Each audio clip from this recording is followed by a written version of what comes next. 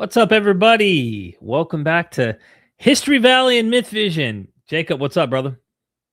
Oh, good, Derek. How about you? Good, good. We are discussing Luke Acts today, and it's apparent borrowing to writing his own story from Josephus. And I've prepared a little bit of a presentation, so to speak, here that I'd be interested in taking people through. And I'm sure you have some stuff you would like to add to the picture, and we have discussions about all of the details and things like that. And of course, take your questions, your comments along the way via super chat. We greatly appreciate that. How you doing? Yeah, I'm doing really good, Derek. How about you? Good, good, man.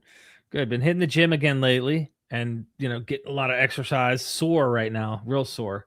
But you got to do what you got to do. So, anyway, Right. when do you want to begin? Do we want to start right away? Sure, I'm ready to go if you are. Okay. I just hate leaving people hanging, and I wish early birds, showed up, but usually it takes 5-10 minutes before people start trickling in, and they usually miss the first start of the live streams. And so I always get these comments after, why didn't you just start right away? Well, because there's only 40 people here. And I wish people got here earlier. I think it would help the videos get out there more into the algorithm faster if we had people showing up earlier on time for our live streams. But you got to do what you got to do. So let's just begin now. Early bird gets the worm, as we said before. And let's bring this PowerPoint slides up. So we have the title, right? We simply are saying Luke Acts borrowed from Josephus, and why that dates it after 95 CE. Really, let's just say 2nd century. I said Yeah, 95 because God knows, I mean, if he published it in 93, 94, it's very unlikely Luke had a copy in 1 year. I just grant 6 years and say 2nd century, sure. just to be safe. Okay. So I'm going to go ahead and switch it here to this opening question, slide 2, and then I'll ask, if you don't mind, Jacob, from here on out, I'll just say next slide, Yeah, and we'll go from there. Okay. sounds good. So here's the question on the table today, ladies and gentlemen. Did the guy who wrote Luke and Acts have a copy of Josephus, or read Josephus somewhere, came across Josephus somehow? That's the question. And that's how he wrote his material. So next slide. Because if he did, that changes everything. It means Luke Acts was written after 93 CE, when Josephus finished Antiquities. It means a whole pile of conservative arguments about Luke being an early eyewitness of Paul's missionary travels just collapses. And it means the historical reliability of Luke Acts looks a lot more like a literary construction than what the apologist had been selling you. I just had a debate on this exact question, and I'll tell you straight up, in a debate format, with a clock running under pressure, this case is hard to land because the evidence is cumulative. It's not one smoking gun, it's 7 of them. And you need a few minutes on each one to feel the weight. So today, no clock. We're going to take all the time we need. If you have super chats and questions, interrupt me, Jacob. I may not notice it, but if people have super chats, questions, whatever, I'm more than happy to pause, and that takes priority. Got So that's important, right? So that we can take the time. There's no clock. Take all the time we need. I'm going to walk through Steve Mason's case with the original quotes from Luke, the original quotes from Josephus, and you can decide for yourself whether this looks like a coincidence or whether Luke had Josephus in some form at some point in front of his eyes. And at the end, I'm going to show you why this also tells us when Luke Acts was written, because Luke gives us 2 more clues. He tells us about the destruction of Jerusalem in 70 CE. So even if you didn't buy the later date, which I think more and more people will start to see the strength of what Steve Mason's arguing, you still have to force this book to be post 70. I think that's a no-brainer. And that's why the consensus is somewhere in the 80s to 90s on average. exactly. So the details of the destruction in 70, and there's the details in Luke that Mark didn't have, right? And he hints at Paul's death. That's important, that Luke Acts hints at Paul's death without ever narrating it. Both of those make sense if you're writing in the late 90s or early 100s. They don't make sense if you're writing in the 60s, like the apologists want. So next slide, please. Before we look at any specific parallels, you have to understand the principle Mason builds his whole case on. Here's the rule: events do not describe themselves, they don't supply the words. Two independent writers describing the same event will use different vocabulary, different framings, different details.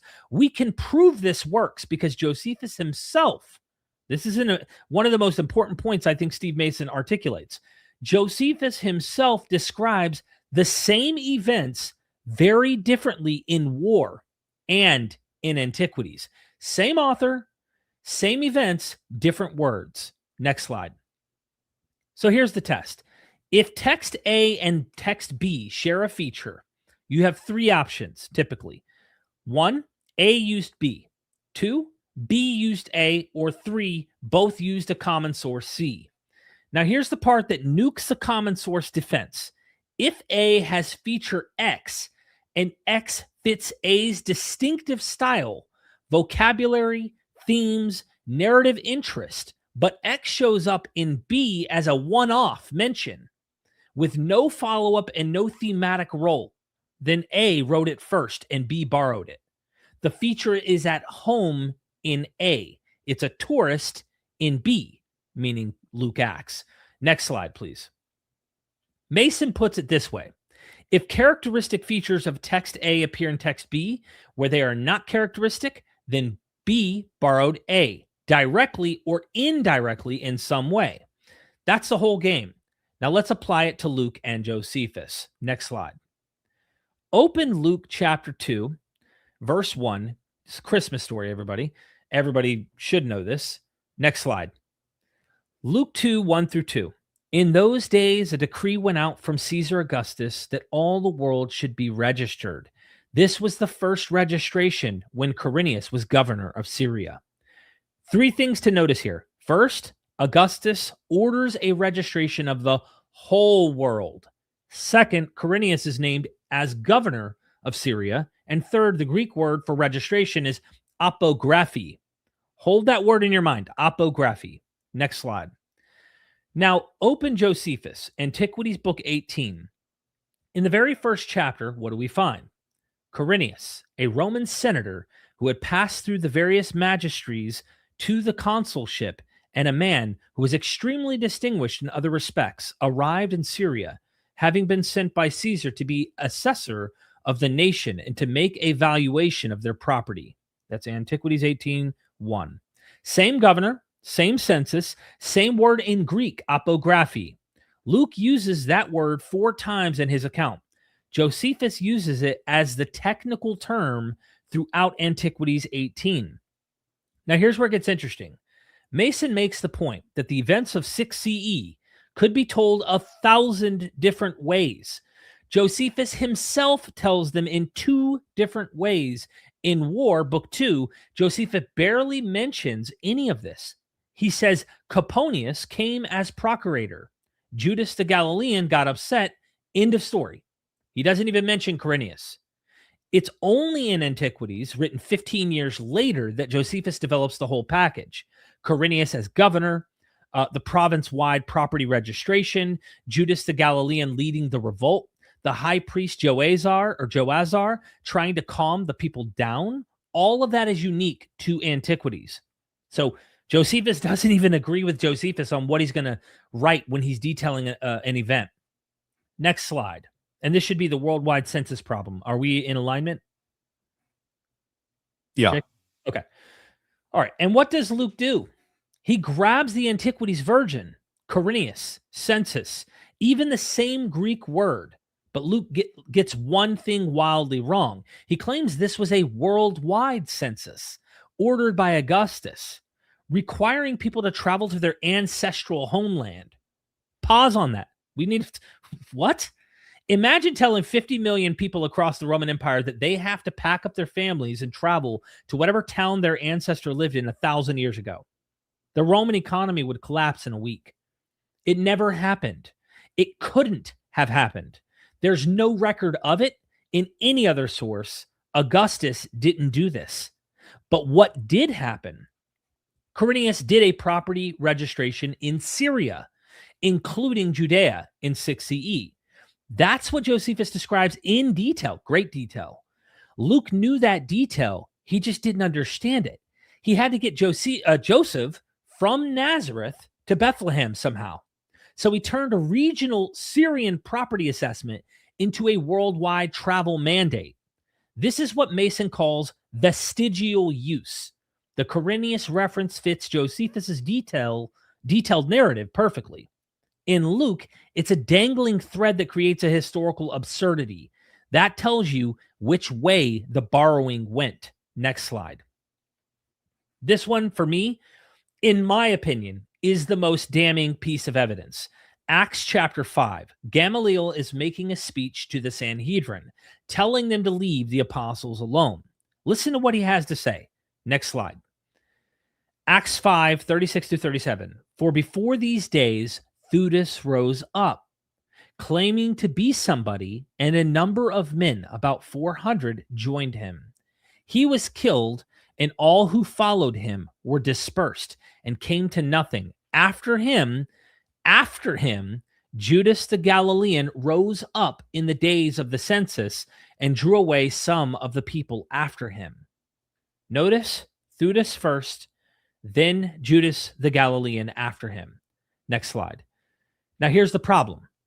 Gamaliel is supposedly making this speech in the early 30s of the Common Era, right after the resurrection, some year or two after the resurrection. The historical Judas the Galilean led his revolt in 6 CE. Fine, there's no problem with that. But the historical Theudas, Josephus tells us exactly when Theudas, spelled identical to what Luke spells. I know that me and Jacob have something to discuss about this in a little bit, but this is an important detail. The same identical name appears in the same passage in Antiquities 20. And you're going to notice this guy was active after Gamaliel talks. What? Was Gamaliel seeing a decade into the future?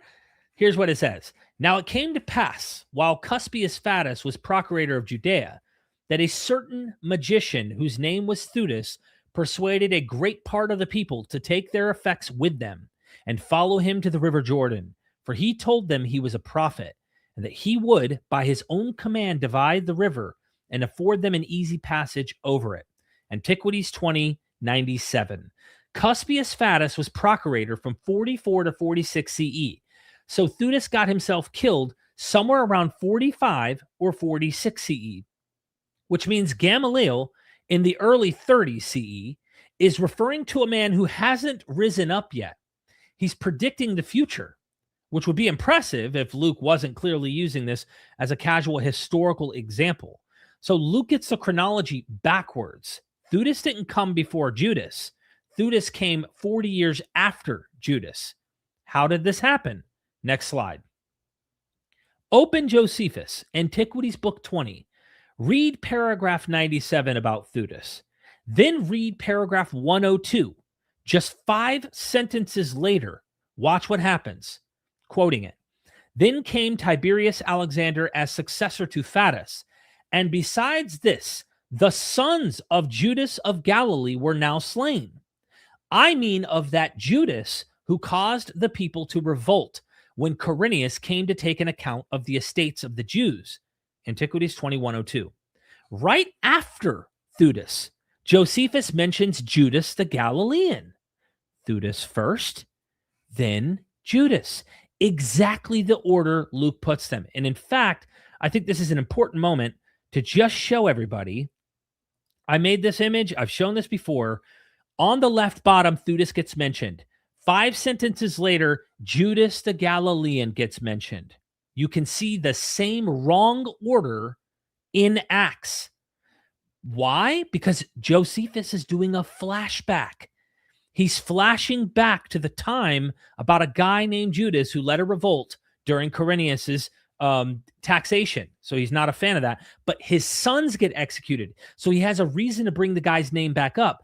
Luke must have half-assed read Josephus and got the order wrong, or was careless in his assessment on what happened historically here. Because his whole intention of having Gamaliel say the speech of, well, there was a man named Judas and there was a man named Theudas, had nothing to really do with the historical, like, you must trust this guy as telling you what really happened.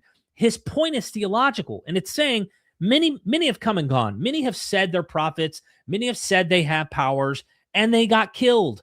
Brethren, if you fight against this movement and it is of God, you will become theomakoi, God fighters. Don't do it. Let God take care of them. Don't catch yourself fighting against God. It's a theology thing. It's not a historical, precise historical statement. So now think about what this means. The actual chronological order is Judas in 6 CE, Theudas in 45 CE, but the order they appear in next to each other in Antiquities 20, Theudas first, Judas mentioned right after. That is the order Luke gives, as I was pointing out. Next slide. Here's the clincher Mason brings up. The name Theudas is rare. It does not appear in any text before Josephus and Acts. It's a Greek shortened form of Theodorus that doesn't become fashionable until the 2nd century of the Common Era. So Luke didn't get his name from oral tradition. He didn't pull it from common memory. He got it from the only source that had it, Josephus. In a debate, I had to rush through this one. I want you to feel the weight here. Same two names, same wrong order, same source for one of the names. Anybody who tells you Luke didn't read Josephus needs to explain this without the word coincidence. They can't. Next slide. Luke 3, verse 1, the famous synchronization. Luke wants to date when John the Baptist starts preaching, so he name drops every Roman and Judean official he can think of. I really wish I'd have thought this one up when I was critiquing Wes Huff, because this is an important point that Wes Huff acted like, oh, it's impeccable historical, evidence of getting everything correct. No. Next slide. On screen, you should see Luke 3:1. In the 15th year of the reign of Tiberius Caesar, Pontius Pilate began being governor of Judea, and Herod being tetrarch of Galilee, and his brother Philip tetrarch of the region of Iturea and Trachonitis, and Lysanias tetrarch of Abilene. Most of these names they make sense. Tiberius for the date, Pilate, Herod Antipas, Philip, the high priests. These are characters that show up in the story. But Lysanias, tetrarch of Abilene, is a small region. This area, Abilene, is a small region near Damascus, 60 miles north of the Sea of Galilee. Lysanias never appears again in Luke or Acts. Abilene never appears again. The reference does not work in the story. It's this character. I'm going to have to explain this. So next slide. So worse than that, the only Lysanias of Abilene we know about, the one who was actually tetrarch of that region, was executed by Mark Antony in 33 BCE. That is 60 years before John the Baptist starts preaching. Luke is dating John's ministry by referencing a guy who was dead before Augustus became emperor. Apologists have spent hundreds of years trying to prove there was a second Lysanias around 30 CE. There's basically no evidence for one. Some inscriptions are debated. None of them clearly establishes a contemporary Lysanias. So why does Luke mention this guy? Next slide. Open Josephus. Watch what he does. Josephus describes the original Lysanias executed in 33 BCE. Fine. But then Josephus keeps calling that whole region the Tetrarchy of Lysanias for the next century after Lysanias is dead. Caligula gives the Tetrarchy of Lysanias to Agrippa I in the 30 CE. Claudius confirms Abila of Lysanias to Agrippa. Claudius gives Abila, formerly the Tetrarchy of Lysanias, to Agrippa II. And here we're reading from Josephus. Caesar, Claudius, also bestowed on Agrippa his whole paternal kingdom immediately and added it to Abila of Lysanias, Antiquities 19:275. Josephus uses Lysanias as a regional label, the way we'd say the Carolinas, long after King Charles is dead. Lysanias was the first guy to put that little area on the map, and the name stuck. Mason's argument is that Luke read Josephus and misunderstood him. Luke saw the phrase Tetrarchy of Lysanias attached to events in the 30s and assumed there must have been a guy named Lysanias actually tetrarching at that time. There wasn't. The territory was a place name. The man had been dead for 60 years. And here's the kicker, all right? Why would any source other than Josephus mention this? Lysanias is irrelevant to John the Baptist. He's irrelevant to Jesus. He's irrelevant to Acts. The only reason for him to appear in Luke 3 is that the author was reading Josephus, saw the name attached to that region, and dropped it in to sound informed. It's name dropping. Luke does it constantly, and here he name drops the wrong guy because he didn't understand what he was reading. Next slide. Acts 21. Paul has been arrested in the temple. Roman soldiers grab him, and as they're hauling him up the steps to the Antonia fortress, the tribune asks him a really weird question. Next slide. Acts 21:38 says, "Are you not the Egyptian then who recently stirred up a revolt and led the 4,000 men of the assassins out into the wilderness?" The Greek word translated assassin is Sicarii, plural. Sicarius, singular. The 4,000 men of the Sicarii led by the Egyptian into the desert. Next slide. This sequence is a mess if you know anything about first century Judea. 3 things in it: the Egyptian, the Sicarii, the desert. In Josephus, all 3 exist, but they're 3 completely different things. Sicarii, Latin word for sica, a curved concealed dagger. Sicarii are urban assassins. They blend into festival crowds in Jerusalem. Get next to a target, draw the dagger, sneak up, stab, walk away into the chaos. The first famous victim was the high priest Jonathan, killed under Roman governor Felix in the late 50s of the Common Era. Now, mind you, Josephus mentions they are in the 50s, that this idea of these assassins, the Sicarii, never appear in history till the 50s. So what's Luke talking about when he mentions Sicarii in the 30s? What's going on? This makes no sense chronologically, historically. Anyway, keep going. The Sicarii are not freedom fighters. They're stealth murderers in cities. They do not march in the desert. They do not have armies of 4,000. That's not what they are. Next slide. Now the Egyptian. Different guy, different category. Josephus describes him in War Book 2. Quote, "The Egyptian false prophet led after him 30,000 men that were deluded by him. These he led round about from the wilderness to the mount which was called the Mount of Olives, and was ready to break into Jerusalem by force." That's in War 2, 261. So the Egyptian is a charismatic prophet who promises miracles. He gathers followers in the wilderness, marches them to the Mount of Olives, plans to enter Jerusalem and overthrow the Roman garrison. Josephus says he had 30,000 followers. Luke says 4,000. They got into the desert and out of the desert, but they're a prophetic movement, not an assassination cell. And the desert wanderings, 3rd category. Josephus mentions a series of false prophets who led people into the wilderness, promising signs and miracles. These are messianic figures. They're not Sicarii. They're not assassins. They're prophets. So in Josephus, you've got 3 distinct phenomena: stealth assassins in the city, the Egyptian as one of the desert prophets, and generic desert miracle workers, 3 different things. In Acts, Luke fuses all 3 into one sentence: the Egyptian who led the Sicarii into the desert. That's logically impossible. It's like saying the bank robber who led the football team into the swimming pool. The categories don't combine. So how did this happen? Open Josephus War Book 2. Paragraph 254 starts with the Sicarii, the urban assassins. Paragraph 258, immediately after, talks about the false prophets who led people into the wilderness. Paragraph 261, 3 sentences later, introduces the Egyptian, specifically as one of those false prophets. Now do the same thing in Antiquities 20. Paragraphs 162 to 165, Sicarii. Paragraphs 167 to 168, false prophets in the desert. Paragraph 169, the Egyptian. All three things appear back to back in both Josephus's histories.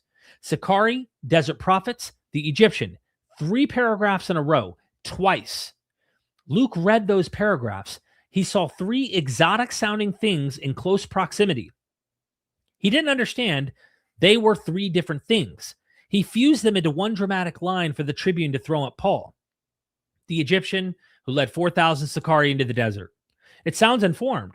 It sounds like the author knows insider details about Judean rebel groups. The audience can't fact check him because the audience has never heard of any of this. Next slide.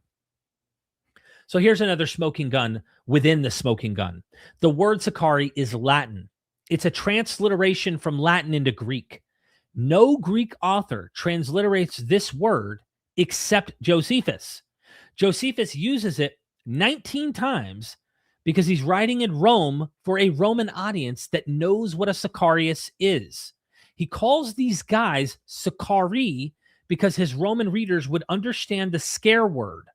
There's no other Greek author who picks up this word. Nobody, until Luke uses it in Acts 21. One time, in a context that doesn't even make sense. Where did Luke get a Latin loanword that exists nowhere in Greek literature outside Josephus? Take a wild guess. Next slide. This one is more subtle, but once you see it, you can't unsee it. And in fact, when I spoke to Steve Mason on the phone just recently, he believes this is the most powerful piece of evidence, but you have to know a lot more about the language in order to recognize the strength of it. He thinks is the best one. Okay, let me give it to you. Josephus has a literary signature. He likes the rule of 3, and he constructs Judean society around 3 philosophical schools: Pharisees, Sadducees, Essenes. He calls these 3 schools hieresis, philosophical sects. He compares them to Greek philosophical schools. Here's the thing. Nobody else does this. Look at every other ancient source on Pharisees and Sadducees, the other Gospels, Paul's letters, the rabbis. Pharisees and Sadducees are described as opposed parties. There's no third group. Look at every other ancient source on Essenes. Philo describes them. Pliny the Elder describes them. They're a separate community. There's no triad. The 3 schools framework is Josephus's invention. It's how he organized Judean philosophy for his Greek and Roman readers, who are used to thinking about Stoics, Epicureans, and a third school. So when Acts uses this same framework that's Josephus's framework. Specifically, Acts uses the word hieresis as a default category for Pharisees, Sadducees, and Christians. That's Josephine vocabulary. Next slide. But here's where it gets really good. Listen to Acts 26, verse 5. Paul is speaking to King Agrippa II. Here's what it says. They have known for a long time, if they are willing to testify, that according to the strictest party of our religion, I have lived as a Pharisee. The strictest party. In Greek, and I'm going to butcher this here, maybe you can help me with the first word here, Jacob. I believe it's akrabistatin, something like that. I think akrabistatin is more likely the right way of pronouncing it. Yeah, akrabistatin Harrison. I hope I'm properly doing the best I can there with someone who's not proficient in Greek. The most precise sect. That's a superlative, most precise. Implies at least 3 things being compared. Next slide. Now open Josephus. The Pharisees, who are considered the most accurate interpreters of the laws and hold the position of the leading sect, War 2, 162. And then the Pharisees were considered the most accurate interpreters of the law, Life 191. Josephus uses this phrase, the most precise interpreters of the laws, 4 times across his works, and he applies it specifically to the Pharisees within his 3-school framework. The most precise of the 3, Pharisees, Sadducees, Essenes. Luke picks up this exact framework, 3 schools. Pharisees as the most precise, the superlative, the hieresis vocabulary. Next slide. Then Acts 26:5 hits you with one more Josephine fingerprint. Paul says, I lived as a Pharisee in our religion. The Greek word for religion here is threskia. Mason points out that threskia is overwhelmingly a Josephus word. All across all the Greek literature before Josephus, it appears literally only 23 times. Josephus alone uses it 91 times. It's his preferred term for Judean piety. And here it is in Acts 26. So in one verse, you have the three-school framework, the most precise label for the Pharisees, the hieresis terminology, and the threskia vocabulary.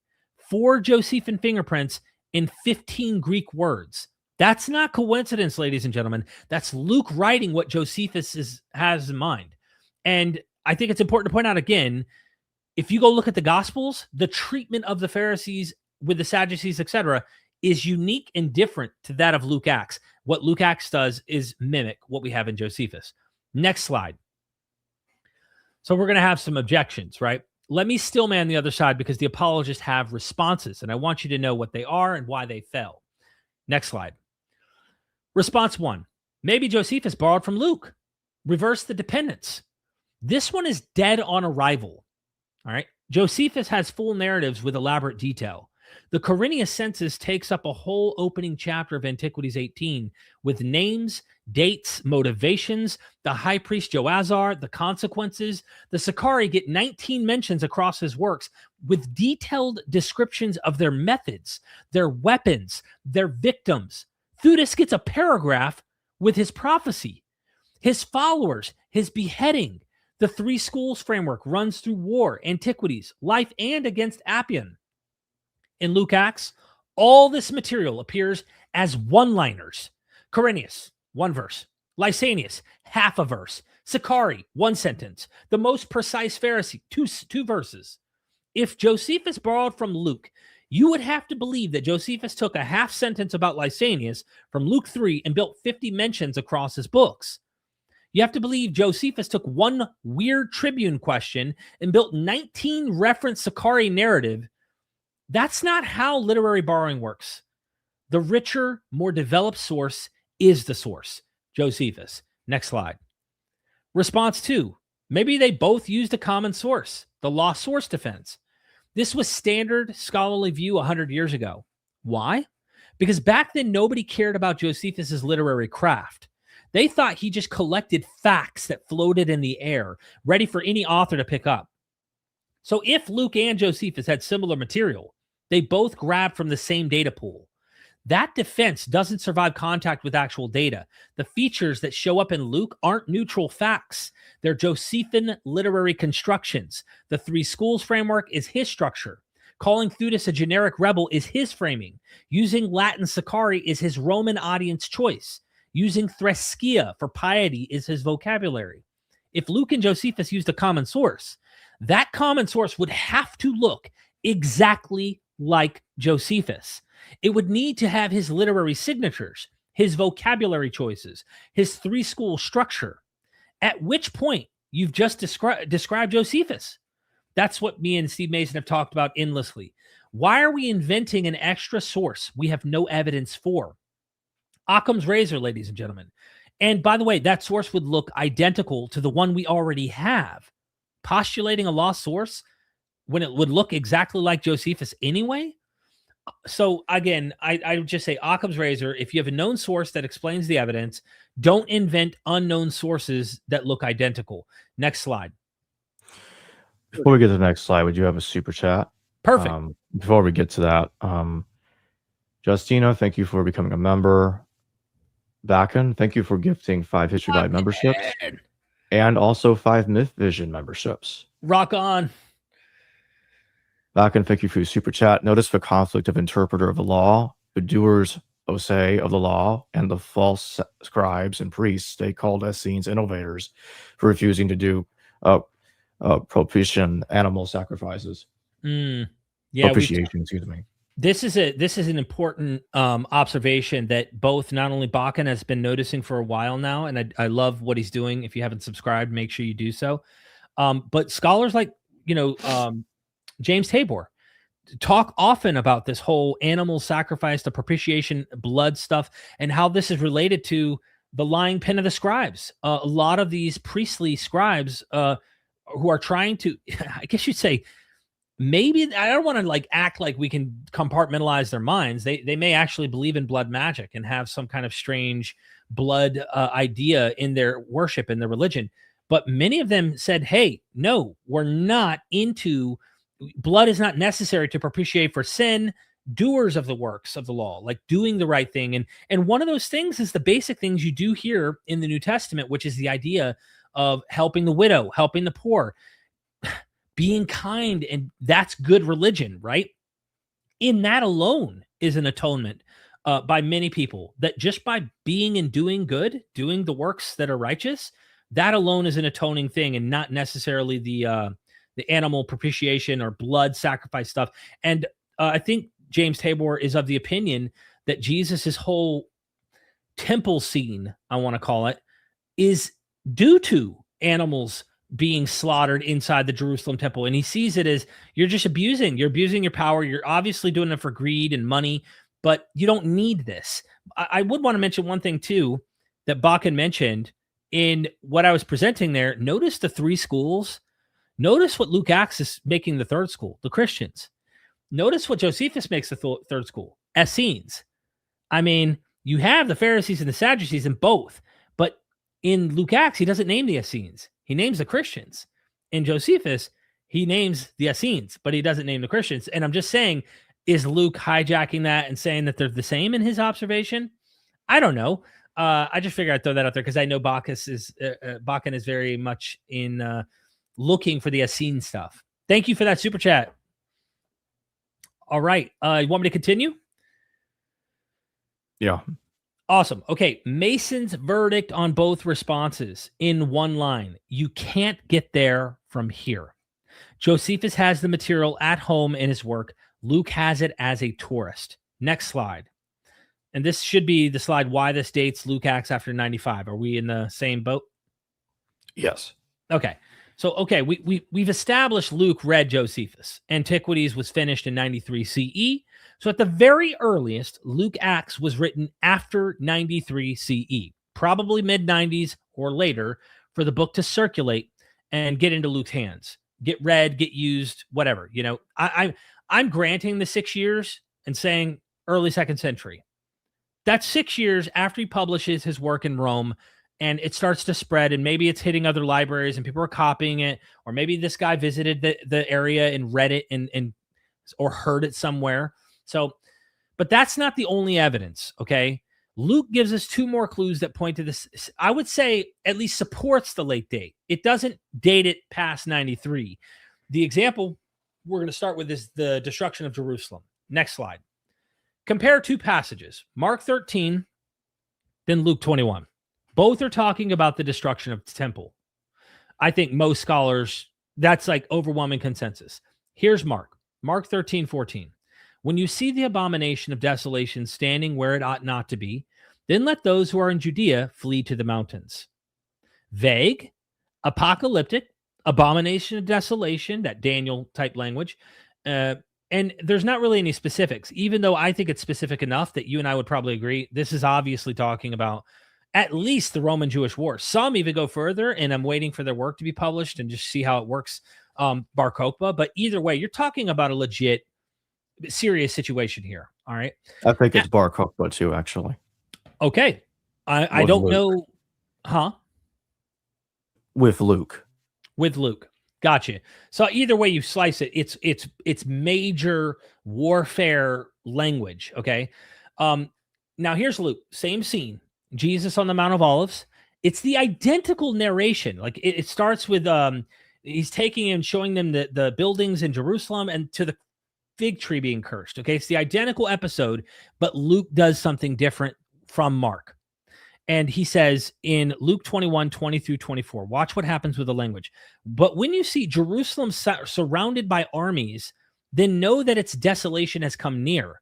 Then let those who are in Judea flee to the mountains, and let those who are inside the city depart, and let not those who are out in the country enter it. They will fall by the edge of the sword and be led captive among all nations. and Jerusalem will be trampled underfoot by the Gentiles until the time of the Gentiles are fulfilled. Notice what Luke added. Jerusalem surrounded by armies, people falling by the sword, captives led among the nations, Jerusalem trampled by Gentiles. That is exactly what happened in 70 CE. One can argue that's exactly what happened in Bar Kokhba. So Titus surrounded Jerusalem with the Roman legions. I'm going to stick with the 70 CE part here, just for the sake of this, the consensus. Titus surrounded Jerusalem with the Roman legions, built a circumvallation wall, slaughtered the population, took thousands as captives, paraded them in his triumph in Rome, burned the temple, trampled the city. Mark, written probably right around 70 CE or a little after, according to the consensus, has the apocalyptic vision, but not the historical specifics. Luke, writing later, knows what actually happened and updates the prediction to match the event. Next slide. Luke 19. Let's look at it. Jesus weeps over Jerusalem. In verse 43 to 44, it says, "For the days will come upon you when your enemies will set up a barricade around you and surround you and hem you in on every side and tear you down to the ground, you and your children within you, and they will not leave one stone upon another in you, because you did not know the time of your visitation." A barricade around the city? Hemming in on every side, tearing the city to the ground? Not one stone left upon another? This is not generic apocalyptic language. That is the Roman siege of Jerusalem. Josephus describes the very same circumvallation wall in War Book 5. So Luke knows the details of the Roman siege in 70 CE. He's not predicting the future. He's describing the past and putting the description in Jesus' mouth as prophecy. This is what scholars call Vaticanum ex eventu, prophecy after the event. It's a normal literary technique in ancient apocalyptic writing, and it tells you Luke wrote after 70 CE. Combined with Josephus' parallels, it pushes the date past 90 CE, 93. All right, clue 2, next slide. Here's the part conservatives don't like to talk about. Acts ends with Paul under house arrest in Rome, preaching the gospel. The end. No execution, no martyrdom. Apologists love this. They say Acts must have been written before Paul died in 62 CE, because Luke would obviously have included the death if he knew about it. Therefore, Acts is early. Therefore, Luke is early. Therefore, reliable. Therefore, eyewitness. Sounds great until you actually read Acts. Acts chapter 20, Paul is saying goodbye to the Ephesian elders at Miletus. Listen to this carefully.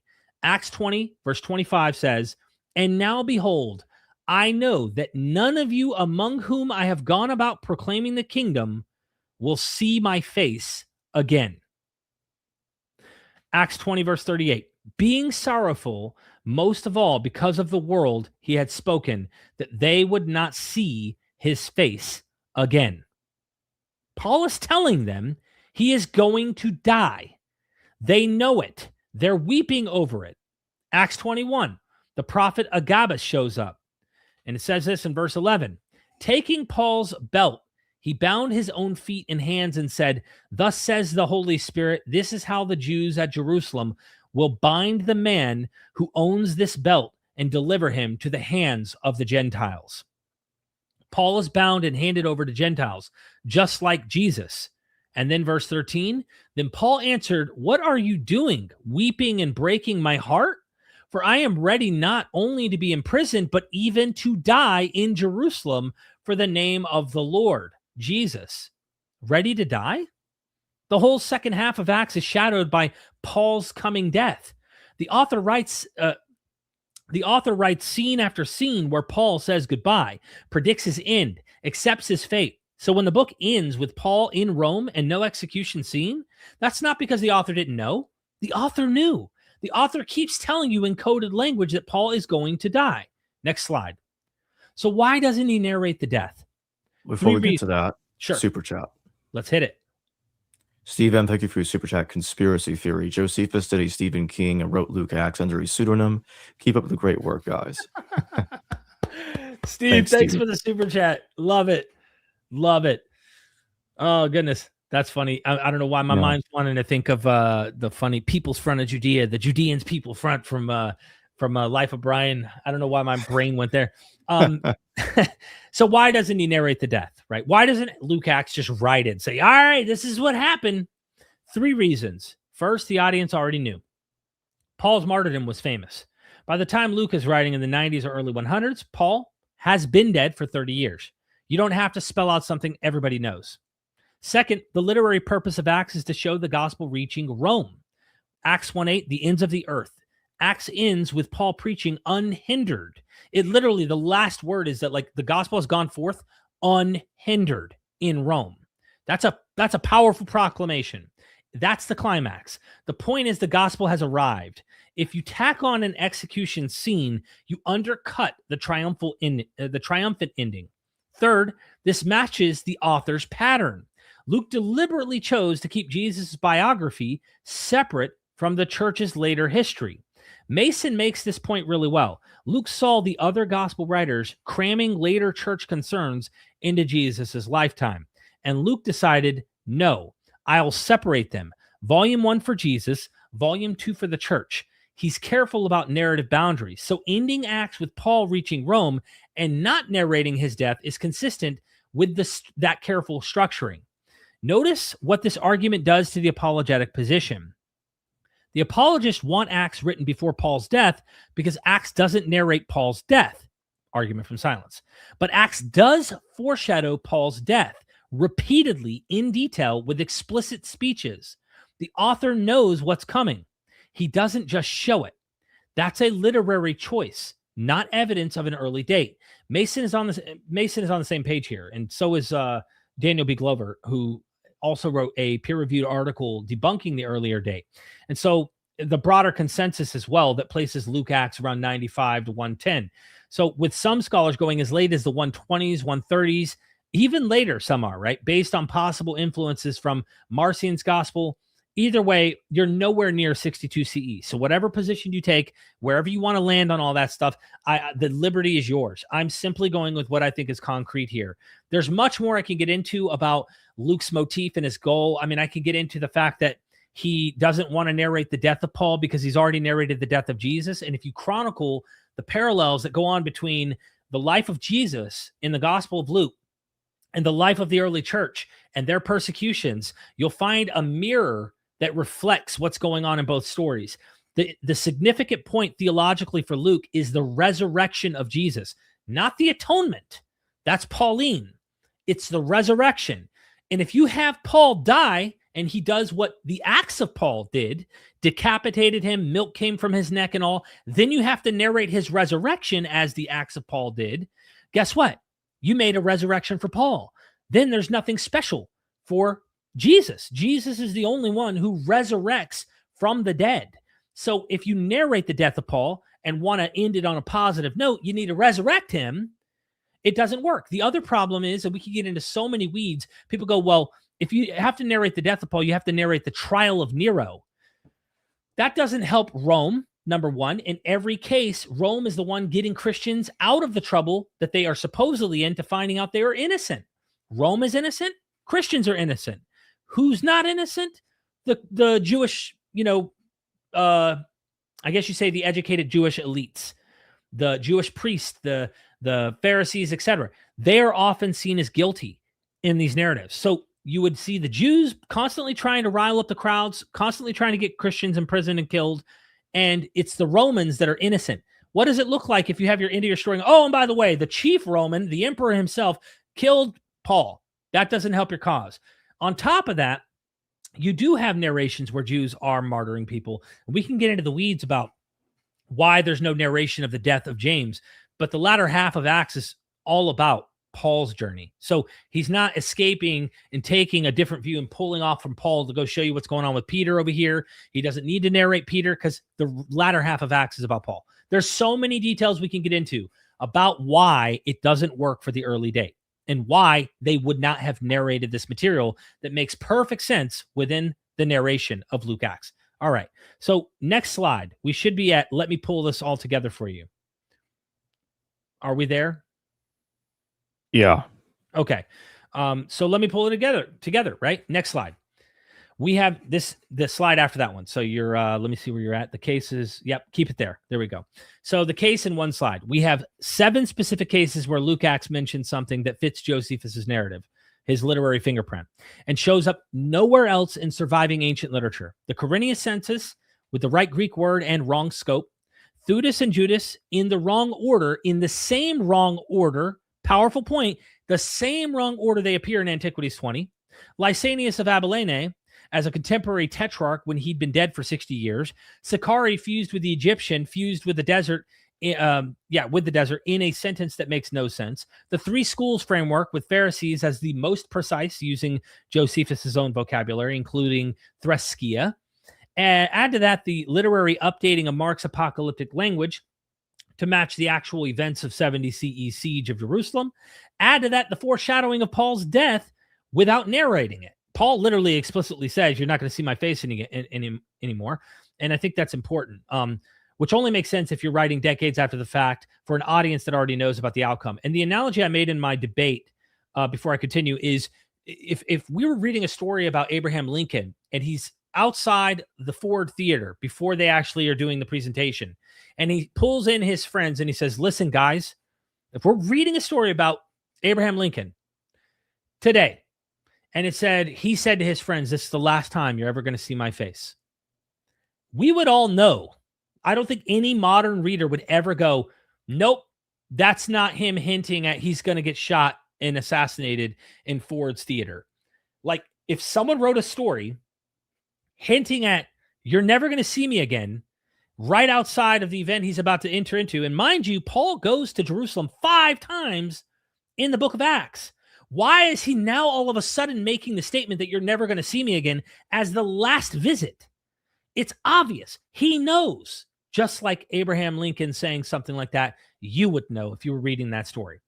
All of this points in the same direction. Luke-Acts was written after 93 CE. The author had Josephus available. He used it as a research source to pad his historical credibility. He sometimes got it wrong because he was working from memory or skimming. He blended things he shouldn't have blended.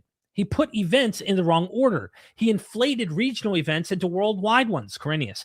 But the literary fingerprints are unmistakable. In a debate, you have 10 minutes to land this case and somebody objecting in real time. It's hard to land. My first actual moderated debate ever in history, I chose this topic, which is a nightmare. It's an uphill battle to try and, convince, especially when your audience doesn't know this material. So today, with the time, I had the time to lay this out. I think the case is overwhelming, and I hope that you have been convinced as well. Next slide. Mason puts it best, and I'll close with this. These are not free-floating data in some kind of neutral language and ready for anyone's use. They all bear the telltale marks of Josephus's literary construction. It seems, therefore, that Luke borrowed them, half-remembered or carelessly reworked from the most famous Judean author of his day to help shore up his credibility as a writer, end quote. Next slide. That's the case. Luke read Josephus. He wrote after 95, at least, I'd say early 2nd century. The early dating argument from a missing Paul death scene falls apart the second you actually read Acts 20. And the historical reliability of Luke-Acts looks a lot more like a literary project than what the apologists have been telling you, that this is like bona fide historical reportage, someone running around with a stenographer detailing what actually happened. We can get into the wee passages and explain why that doesn't hold up either in the actual text to see where did he go? Where did this third person plural disappear to? We can get into all that stuff if you want to, Jacob. But anyway, next slide. I just want to say thank you to everybody. Drop your thoughts in the chat, super chat your questions, comments, critiques, whatever, challenges. It's all good. Let's get into it. And thank you for your patience, Jacob, and doing this for me. I really appreciate it, man. Oh, no problem, man. Of course. Someone said the debate was taken down? No, I wrote in there that it wasn't taken down. Yeah, no, it's on the channel. It's a live stream though, so it was all live. You know what I mean? And all right. Anyway, yeah, what would you like to add, man? Sorry for the long presentation. Oh no, it's fine. Yeah, I pretty much agree with what Steve Mason has said. I think what he said about Theudas and Judas of Abilene actually makes sense. and I don't dispute it. I think in some sense I've been misunderstood. Maybe it could be partially my fault with the way I phrased it. But I think let me show this. I'm gonna pull this. I'll pull up these slides on the screen here. Gotcha. Give me a second. I want to show that I want to show another character that Josephus talks about that I think played a role in why Acts made that mistake with Theudas. Because I'm not disputing necessarily that Theudas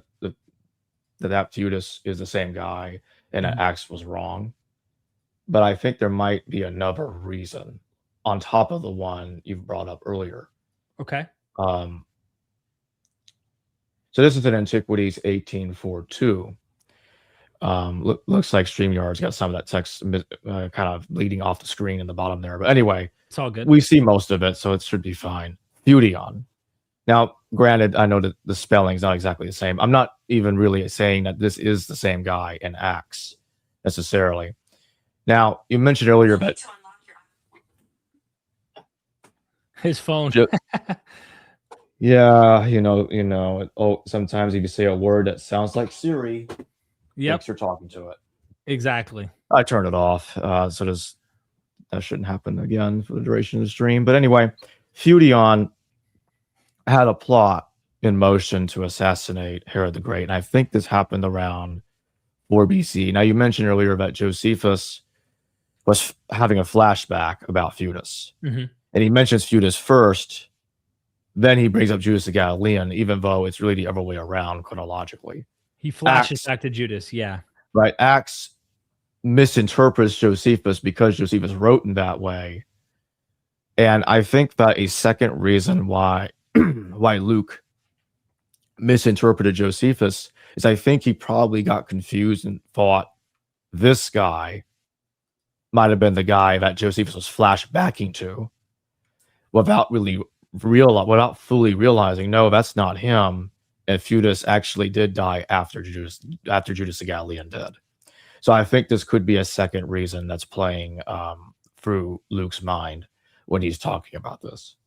So my only pushback is this is Antiquities 18:4-2, right? 4:2. My only pushback is to say this that I'm showing on the screen right now is all in one block. And it explains why Acts gets Theudas first, then Judas the Galilean second, and it's the identical Greek word, same Greek name Theudas that we find in Acts. So I guess you could say that yours is a backup model to explain, but I would put this as the chief primary evidence to support what I'm trying to suggest, because you can literally read within 5 sentences and explain the chronological mistake that Acts makes in the exact same place. And this is in Antiquities 20, book 20, chapter 5. So that's my only point, is that I think this is a very strong chronological mistake that you can see why he made it all in 5 sentences and not have to go back 2 books in order to explain why he would have thought back here. And you can read it in the context where it literally says, like, he mentions it as though it sounds like Judas is after Theudas and that Theudas comes before him. But if you're careful reading it, you'll notice he's kind of doing a flashback to that guy who showed up around 6 CE under Quirinius and the tax revolt and all that. So to me, that's a stronger piece of evidence, and you can make a really good case for it there. But I don't rule out the possibility. The only other issue I'd say is the name is identical in that passage I'm showing, whereas you have a name that is a little different spelling in 18. No, I don't disagree. That's why I said I was trying to imply it was secondary evidence. Yeah, it's like a backup. There's a plausible, you can plausibly explain that. Now, here's the other thing. There's a couple of scholars, both of them are Christians. Well, Oscar Coleman, he argued that in First Clement, and then the other one I'm talking about is David Eastman, and David Eastman is still present. Oscar Coleman, He lived in the previous century. But Oscar Coleman argued that Clement is insinuating that other believers had Paul killed, not Romans. And David Eastman agreed. He agrees with Oscar Coleman. Well, I cite both of them in my upcoming paper for Bob's Journal. If I may, just to ask you something to clarify here, because when I read Acts, he's going to Jerusalem, right? In Acts. Yeah, you know where I'm going with this. He's going to Christians. Yeah, right? So here's what I think. I don't think Luke just had Josephus in front of him, both wars and antiquities. I think he had Clement, first Clement, in front of him. And so Luke is working with all of those texts, but he's got a problem. He doesn't have the Acts of Paul and Thecla. The Acts of Paul, that hasn't been fabricated yet by Lucius Carvinus. We're still many decades away from that text being composed. So he doesn't know about the idea, the story, the fictive story of Emperor Nero ordering Paul's death. Instead, the only martyrdom story he's got to work with is from First Clement, which he doesn't like. Like, no, I'd rather him get killed by Romans, like, James, the son of Zebedee, got killed by Herod Agrippa, who is basically a puppet of the Roman state. So I want martyrdoms like that. I don't want, other believers to kill Paul. We can't have that. That's a bad idea. In the same way that I don't think Acts wants to talk about the attack on James. We've talked about this many times before, because Paul was involved in that attack. And instead, what we get is a story about Stephen and his stoning. But anyway, the point that I'm making is this text was a thorn in Luke's side. And again, here's the other thing I wanted to bring up. Luke brings up in the beginning of his gospel, he uses the Greek word poloi. He has many poloi sources. That is a problem for those arguing that Luke is before Josephus, because Luke knows many sources, as he admitted. And those many sources can not just include Mark and Matthew and First Clement, but also Josephus and Paul's letters. And so Luke having many sources, him admitting this, makes sense because he knew Josephus. He's kind of giving it away there when he says that. Luke, the man who's using many sources, by his own admission, written admission, being somehow the source for Josephus is ridiculous. That doesn't make any sense at all. Now, you know how I am with hypothetical documents. I love the way you put it earlier, because it's true. Often people will, both scholars, laymen, whoever they may be, there's a tendency to invent hypothetical documents to avoid the elephant in the room. In the same way, I reject this common source for Luke and Josephus in the same way I reject Q, M, L, Proto-Luke, Proto-Mark, Proto-Matthew, Proto-John, and the zillion other hypothetical documents, because we don't have proof that those documents exist. Now, we have lost text. I'm not denying that, but the point that I'm making is we cannot know what is in these lost documents. It cannot be justification for us to create and invent hypothetical documents, because we know we've lost so much from the ancient world. We have to work with what we have to work with. I'm going to paraphrase the late Jacob Neusner. Come back to this right here? Yeah. Okay. Yeah. The late Jacob Neusner, he said, I'm paraphrasing, but he said something to the effect of, we don't know what we don't have. He said something like that. And I agree. And so the simpler argument is that Luke knew Josephus. In the same way, Luke knew Matthew, or you can take the other view that Matthew knew Luke. I go with Luke knew Matthew at present. So that's my point. It's a simpler argument because we're using what we have, and we're not inventing documents that we cannot substantiate. Yeah, I would just say this, okay? I'm not a philologist, all right? I don't pretend to know whether or not Q for sure existed or didn't exist. But if we're comparing both the Josephus and Luke Acts borrowing from Josephus versus all of the countless philologists who've attempted to reconstruct a Q, or even say there was a Q without reconstructing it, who think there probably was some prior source, that actually has weight in the academic world, even if people disagree with it and say, hey, no, I prefer a Farrer hypothesis, Occam's razor, whatever. That actually at least has some precedence within academia. When you look into this whole Josephus, Luke Acts stuff, I spoke to many hours hanging out with Steve Mason on the phone, going for long walks and stuff. And he pointed out, he says, there's never been two things. So scholarship has never taken serious the idea that Josephus borrowed from Luke Acts. It's never been posited. It's never been proposed. It's never been taken serious. No real scholar ever thinks that's even likely based on the criteria. You just look at the data. No one thinks the reversal would happen. The consensus was common source, but that's a get out of jail free card. And why? Listen, this is what's wild, Jacob. You would agree with me on this. The consensus is common source, a source they've never attempted to reconstruct.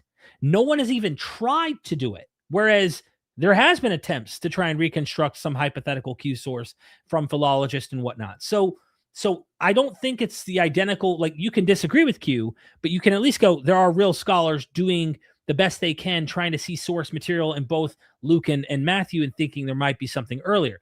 You can reject it. You can say, I'm not convinced. If there was one, we don't know for sure what it looked like. All of that makes sense.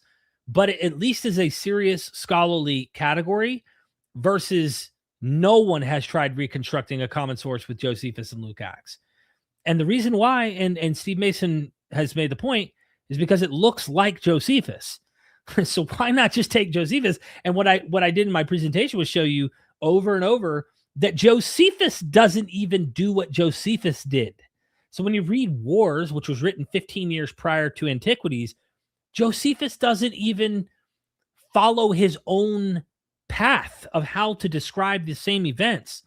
Why would Luke just so happen to hug Josephus's same wording, same grammar, same context? I mean, if Josephus isn't even doing that with his own writing, it's silly. So I agree with you. I would just say I take more seriously scholars who do consider Q than I do anyone trying to just posit a common source between Luke Acts, because no one's ever attempted to even make that make sense. I kind of get what you're saying. And I'm not saying that I don't take the reconstruction seriously, but again, that what you just said there, that it looks like Josephus, well, that same logic can be applied to the Matthew-Luke situation. Right. Matthew's double tradition looks like Luke's double tradition and vice versa. Right. And so again, so yes, even though there has not been an attempt to reconstruct Josephus as a so-called common source of Luke, and I think the reason there is pretty obvious, because you can't compare Luke Acts to Josephus like you can Matthew of Luke. The data isn't equatable, in which Matthew and Luke has the entirety of the other's double tradition. Luke Acts does not have the entirety of Josephus's material, right, with alternating primitivity. Exactly. So it is a different ball game, granted. Yeah. I think it's such a strong case. I honestly think that the shortcoming of this argument is that most of these scholars have not read the argument and actually sat with it and thought through it. And I've had conversations with Daniel B. Glover, Steve Mason, endless scholars who are persuaded by it. And they all say the same thing. Even Goodacre, when I interviewed him the other day, weeks ago. You remember when I did my interview with him? I think I do, yes.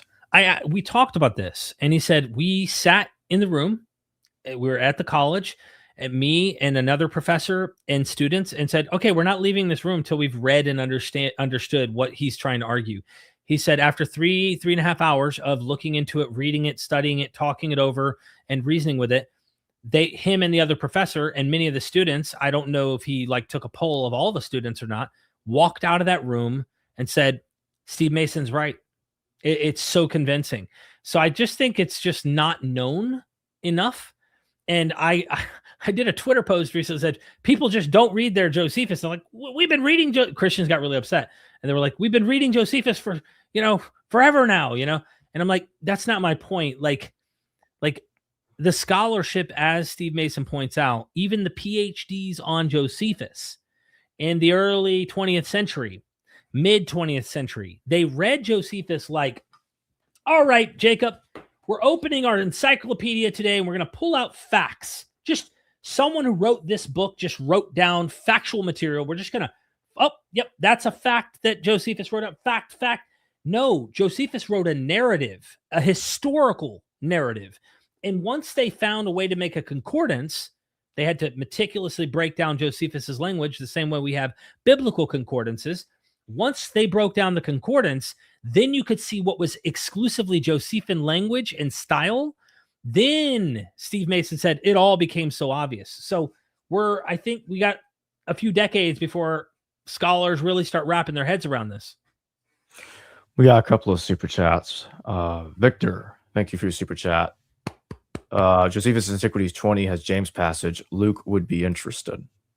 The only, and I thought through this because in my debate, this was brought up when I brought up that Luke Acts narrates deaths by only Jewish elites. He never mentions deaths by Romans. Romans aren't killing Christians. It's only Jewish, people of power in the Jewish communities.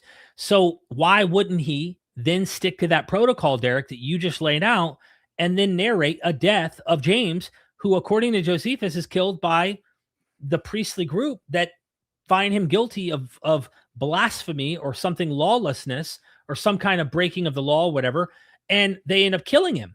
So why wouldn't he, if he knew that event, narrate it? Again, once you get about to the latter half of Acts, we also have Peter. Peter's killed. We would think then, wouldn't he be interested in knowing about Peter's death? Doesn't mention Peter's death. Doesn't mention James' death.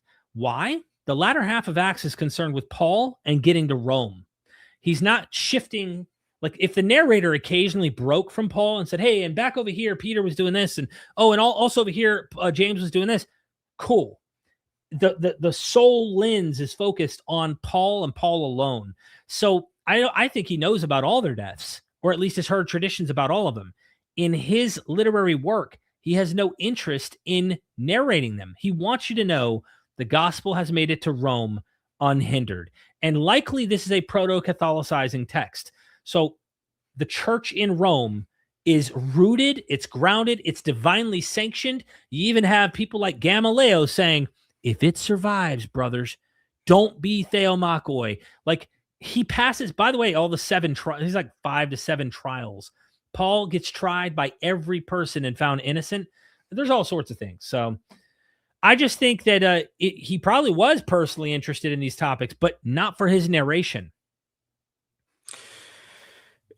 The other thing that I think is going on, and I'm not going to spend too much time talking about this because it's very complicated and we've covered this before, and we will again when the paper is finished. But I think that Luke actually, I think that Luke didn't think that the James and Josephus, despite what Josephus wrote, I don't think he thought that was actually James. Oh, really? I think that's another reason why he didn't talk about it. But that's a long story about why I think that. Interesting. There's another super chat. Constellation Pegasus, thank you for your super chat. Class 3. What happens when neutron stars collide? Are there new elements created that weren't there before? Have we actually seen an active creation about this? Somebody needs to make a video. Yeah, so I wrote yesterday, I did a video. I don't know if you're watching my channel Constellation. I did a video with Aaron Adair talking about his Moses material, but I asked him about the stars thing. I actually brought you up and brought this up and said, hey, would you be interested in talking about some of the recent discoveries about the age of our universe and what we're seeing in the cosmic background radiation of the universe and all that kind of stuff? And he said he's not a cosmologist, but he can read up on the paper and talk to some who know the cutting edge stuff and then be able to come on and present it. So I don't know any of this. I'm not a scientist, but he is, and he does plan on joining me for an episode to discuss that. Thank you for the super chat.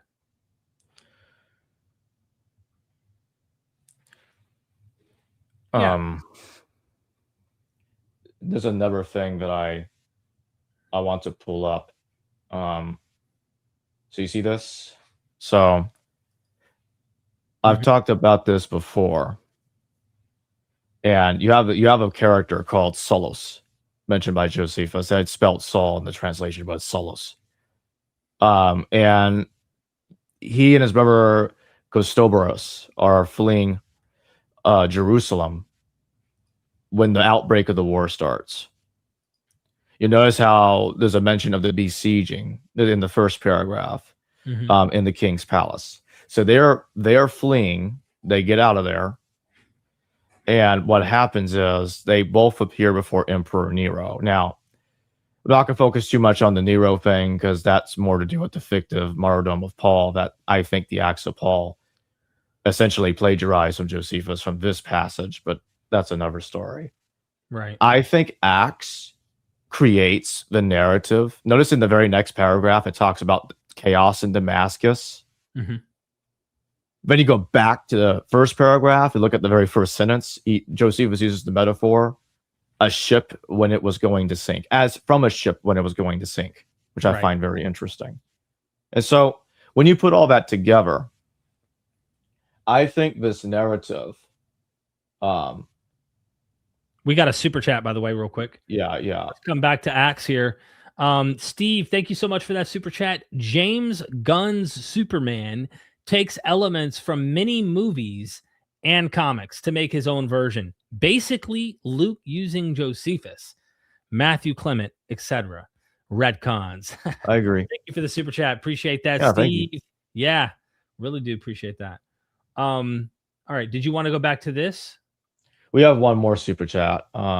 Gatus Ambrovics, if I pronounce that correctly. Thank you for your super chat. Justice of Tiberius. Justice of Tiberius replaced due to lack of Jesus. Well, I think that was one of the main reasons. It could have been the main reason, actually, why his work wasn't preserved. I think it was Photius of Constantinople that told us that Justice of Tiberius never mentioned Jesus, if I remember correctly. Yeah. See, that's another issue I have with the interpolation theorists. Christian copyists, some people believe that the entire testimonium in Josephus was totally inserted. So my question is, why didn't they do that with Justice of Tiberius? No, instead they don't really care as much about his work. It gets ignored, gets lost, and they just talk about, oh, he didn't mention Jesus. Forget about him. So I think that's an issue there, but I don't think the interpolation theorists have worked out properly, but that's just me. Thank you, Gaddis. Appreciate that. Okay, so we're back to Acts. So I think this whole thing that we see right here in Acts 9:19 to 25, you'll notice here, it's rewriting the narrative of 2 Corinthians.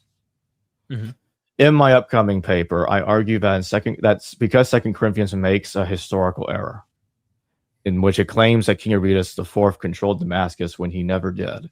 The author of Acts compensated for this mistake by claiming, no, he didn't flee from King Aretas now. He actually fled from Jews. He fled from Jews. He fled from Damascus. So he still flees from Damascus, being lowered from a basket, just like in 2 Corinthians, but instead, he's fleeing from Jews who supposedly want to kill him. Let me ask you this, because this, you know how you talked about earlier, you had a backup explanation for Theudas. This would fit kind of like you did earlier. This would fit Acts' agenda of shifting the blame on the Jewish elites, on trying to cause and persecute the Christian movement. So it would just complement what you're saying, that Acts is correcting an already historical blunder made in the letters of Paul, and yet still lines it up to where it actually was Jewish, Jewish elites that are trying to get him instead. Yeah, because if you read Josephus, just like in that passage I showed earlier, and there's another passage in which this is also further explained, Solos was in conflict with Jews. He was fleeing from the palace, like I talked about earlier. Josephus even referred to Solos as a wicked man, and he was stirring up trouble. So Acts is basically reconstructing the epistolary Paul via a literary conflation with Solos in Josephus. So Solos and Paul are basically being blended together into the same person. And I think this also plays a role in the fictive transformation of Saul into becoming Paul in Acts. Because I think Luke had Solus in mind and Josephus. Therefore, the chronology of Paul in the letters, which is a bit ambiguous in a lot of ways, is reconfigured into a 50-60 CE context. Because again, the standard view of Paul being in place in the 50s and 60s is not based on the letters as much. It's ironically based on Acts, the same document that a lot of those same scholars are very skeptical of. Mm-hmm. Yet they take the chronology for granted. Acts is creating this reboot Pauline chronology based on that character Solus who was mentioned by Josephus. Interesting. Look, you got a super chat here. Desonic says, oh, sorry. Please elaborate on Paul killed by peers, not Rome. So we'll come back to us for a second here. Let me pull up 1 Clement then, because that's relevant. Okay. So here's what I think happened. Okay. So I'm going to get in a little bit into my theory. My suspicion is I think the Paul actual, like the OG Paul the Apostle, so the real guy, was killed probably in the year 39 CE. There's a few reasons why I put his death that early. When you look at what Clement is saying about this guy, about the OG Paul, he ends up in the furthest west of the empire. I have the passage right here. Having taught righteousness unto the whole world and having reached the farthest bounds of the west. Okay, so we're in Hispania. If you look in Romans 15, Romans sets itself up as kind of like a prequel to that situation. Acts does the same thing. Acts is setting itself up as a prequel that's expanding the narrative of Clement. It's saying, oh, here's the background of Paul's conflict with the Jews that are plotting to kill him, but still fails to discuss the martyrdom. So Acts leaves a gap in which Clement already filled. Romans tells you a story about Paul planning to go to Hispania. It doesn't tell you he made it there because Clement already tells you the other part. Does that make sense? Mm-hmm. So while, for instance, Acts doesn't want to admit that Paul was killed by envious men, he also, in a sense, is trying to justify what he's doing in a literary sense by saying, oh, well, we're just complimenting each other. So I talk about details that Clement doesn't talk about. Clement talks about details I don't talk about. That's how people look at it. They won't see the larger agenda here. So to support what you just said, too, I mean, I know that it might be difficult for a lot of people to wrap their minds around the whole issue, but the fact that you and I both know that Acts is papering over real beefs and making it act like there isn't any is enough for us to have the red flags up in our minds and saying, hey, something's going on here, and maybe there is more to this. I mean, take the basic stuff that we've heard a million times from Bart Ehrman, where, Peter is the Gentile. He goes to the Gentiles first, but that's Paul's mission. And like how they make them sing Kumbaya in Acts, whereas in the letters of Paul, they're not. It's very problematic tensions that are going on between the super apostles, the Jerusalem church, and Paul. And I think that what Jacob's pointing out is you have to have suspicion of the narration and why he wouldn't have narrated these things. It may tie into this tradition you're talking about. That's what you're trying to say.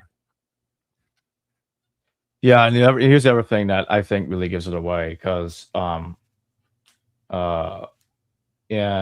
think it's in Acts 15. You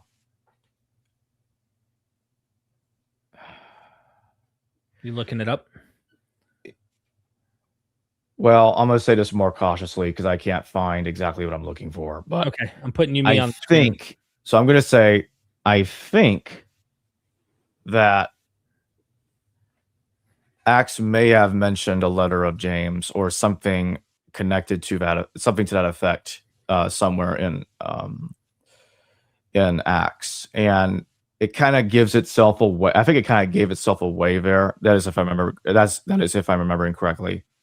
That by saying this, if you know a letter that's direct conflict with Galatians, because the Epistle of James is countering a lot of the points you see in Romans and Galatians. Well, how do you know that while pretending not to talk about Paul's letters? That's kind of strange. Mm-hmm. Unless you do know the letters, but you're not talking about them because you're kind of rebooting Paul's letters, and you know you're contradicting them so much that using them would be detrimental. You stole the words out of Daniel B. Glover's mouth. I mean, that's his point. He in his critique of the early date, he says, notice that this traveling companion, I put in scare quotes that, a lot of apologists like to make, doesn't mention Paul writing letters at all. He doesn't like to mention Paul's a letter writer. And he knows a lot of things, yet contradicts those actual letters we read. So I think it was M. David Litwa who in an interview with Daniel Glover said, he thinks, and this is what you're practically saying, that this author does not want you to have your first nibbling of Paul through any other source but his. He wants you to be introduced to Paul through his perception of Paul. The painted picture that he paints in Luke Acts is what he wants you to see Paul through. He doesn't want you to see Paul through those letters. He wants you to see Paul through the lens that he's painting. That's the whole goal of Luke Acts in terms of the Pauline material. And because if you read it through the letters, it doesn't look good. So somehow he wants to give you a different impression. Right. Yeah, I agree.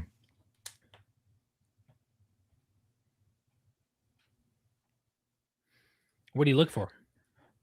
Yeah, I'm just trying to find that mention. I'm pretty sure it's in Acts 15, but got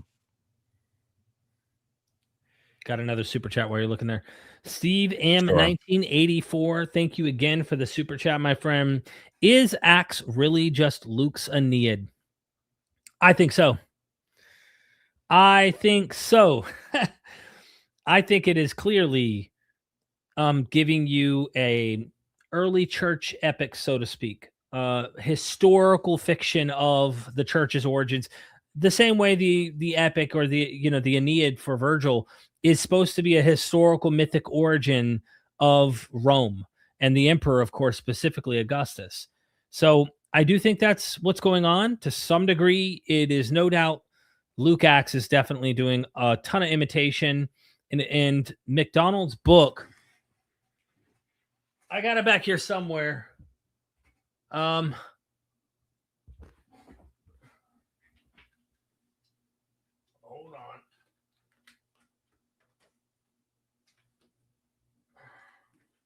We got Luke and the Politics of Homeric Imitation. Luke Acts as rival to the Aeneid. So if you don't have this book, it's beautiful hardback copy. Absolutely must get it. Definitely need to check this out. There's all sorts of stuff going on with the rivalry between the Aeneid and Luke. And if you don't know, I've done a few interviews. You've interviewed with Michael Koshinosh, right? Michael Koshinosh? Yeah, I would say I'm actually going to interview him for the first time soon. Good. Actually. Good, yeah. Good. That guy's brilliant. And he was a Absolutely, student, of course, who imitates that. I'm thinking there's more back here of the Luke Acts stuff. I think I found what I'm looking for. Okay. It is in Acts 15. I wanted to look at it for a bit to be more sure that this is what I thought. That this is what I had in mind. But yeah, I'll go ahead and read it Yeah. Thank you, Steve, for the super chat. Yeah, thank you. When they finished, James spoke up. Brothers, he said, listen to me. Simon has described to us how God first intervened to choose a people for his name from the Gentiles. The words of the prophets are in agreement with this, as it is written. After this, I will return and rebuild David's fallen tent. Its ruins I will rebuild. I will restore it, that the rest of mankind may seek the Lord, even all the Gentiles who bear my name. Says the Lord who does these things known from long ago. It is my judgment, therefore, that we should not make it difficult for the Gentiles who are turning to God.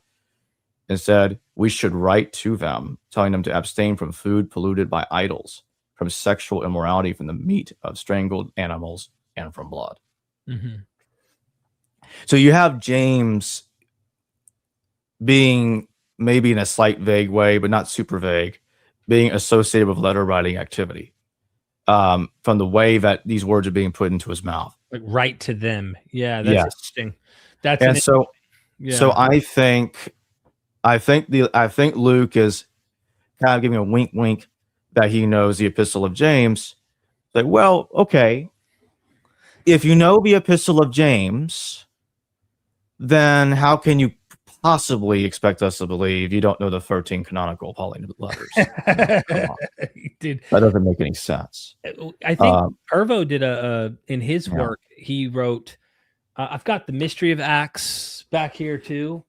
I don't know if the Mystery of Acts is where he covers it. Is somewhere over here. In it, he covers, I think it might be dating Acts, but he covers in depth parallels to show that Luke Acts knows Paul's letters. It's pretty scandalous. Like once you recognize how much he's using of the letters in common, they have the common material. And guess what the standard typical go-to position is on this? It's not literary dependence on the letters, and that Luke Acts decides to rework his letters. No. They want to try and go, no. The guy traveled to the areas and got this information through the local churches in order to gain and ascertain these ideas. I'm like, what? Like, again, you're positing, it doesn't sound like Occam's razor to me. That they just don't like looking at these authors as literary artists that have their own willingness to create and craft their own narratives. And I find that sad that we have to posit all of these hypothetical situations to make sense of why the overlap with the letters of Paul exists. Oh, and he documents like 70, I might be underselling this or overselling it by a few, but it's like 75, 76 examples in Luke Acts that mirror the letters of Paul, but Acts does not mention Paul ever writing letters. He doesn't mention Paul ever going to Jerusalem and paying them this money that he talks about over and over in his letters. There's so many things that he contradicts, and that's a big one, by the way. The whole paying Jerusalem money for the poor in Jerusalem. Paul makes such a big deal out of this in his actual letters that it would be ridiculous for someone not to narrate that in this Acts 15 scene where he appears to Jerusalem and comes to the rest of the apostles. That would have been narrated had he had a concern with real historical, what was really going on according to the letters, in my opinion. And not just mine, but many scholars highlight this problem. Right. What you looking for now? Oh, no, I just want to say real quick, James Valiant, thank you for bringing up Acts 15:23 in the chat earlier. I was already looking in the area, but that still helped. James in the house. What's up, James? So yeah, you have Acts like we were covering earlier. Mm-hmm. Acts has this remaking of the Damascus flight based on a very similar flight of Solus from the king's palace, from Herodium. So again, it's the same situation. And Robert Eisman, he talks about this, that there's a contradiction. I don't think he's the only one that's talked about this by far, because it's very obvious that there's like a 30-year contradiction between 2 Corinthians and Acts. Are we to believe that Paul escaped from Damascus 2 times and was lowered from a basket 2 times, 30 years apart? Really? No, that didn't happen. I don't think either event happened. 2 Corinthians is believed, because we have to, the way the standard view looks at it is it's Pauline. He couldn't possibly make a mistake. How could he get this wrong? Well, the thing is, if one were to admit that it's an error, because there's really no way of getting around it. The standard scholars are all over the map about how to fix this problem. They have no idea how to solve this problem, because they just don't want to admit that it is wrong. But if you admit that 2 Corinthians is just flat wrong about this, then, well, we got a little problem, because you're going to start heading into forgery territory. Oh, we can't have that. This is a holy letter from Paul. We cannot say this is a forgery. That's just going too far. We can't apply what we do to the Gospels to this. No, we got to believe that Paul is right because he's Paul. And that's how it looks to me. It's like, oh, come on, Jacob, this is ridiculous. Don't pester us about this. I'm like, well, then explain to me why it looks that way, but yet it's not. Why are we giving Paul an excuse here? Why are we giving these letters excuses? I think, and I'm just throwing one piece of spaghetti at the wall, I think that the common trap is look at the genre change, right? They go, look at the genre. These are letters, and they think that somehow brings up the credibility of like, these are more mundane. They're not legendary, crafted stories you find in the Gospels. And yet, I think people like Nina Livesey, who study the genre and recognize no letter writing at that time, if you were doing a heuristic approach and comparing it to other letter writings, they weren't this verbose, this long. You're not going to find letters that are written this way and so well written out, so long and stuff. She goes through all of this in her book. I've got it right here. But I figure it's worth showing it for people because I think your point is important, because even if you don't agree with her thesis, if you see that letters don't change these are so much more reliable, like you can have fake letters.